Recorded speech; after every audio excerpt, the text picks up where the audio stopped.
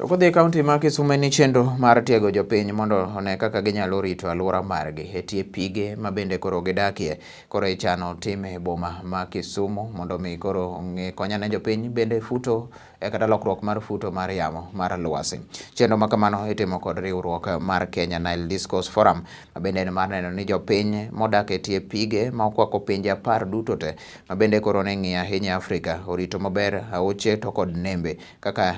bende konyo e lokruok futo mar lwasi. Jakom riwruogno migosi Joseph Ngome kane loso to kod ute mag fwambo lero ni kinde mokadho gise nyaka tiego kanyo wakeni maloyo 30 kendo sani koro ne gidhi nyime to kod tiego rowere maromo 30 tiegruok ma bende koro ibagi e boma ma Kisumu. En tiegruok ma bende koro dhi kawo ndalo 5 kowacho ni mano dhi kelo lokruok ahinya kendo mar neno ni jopiny modak e tie kuonde machiegni kod pige kod mago ma bende koro ok odak to nyalo konyo ahinya e konyo alwora ma kanyo.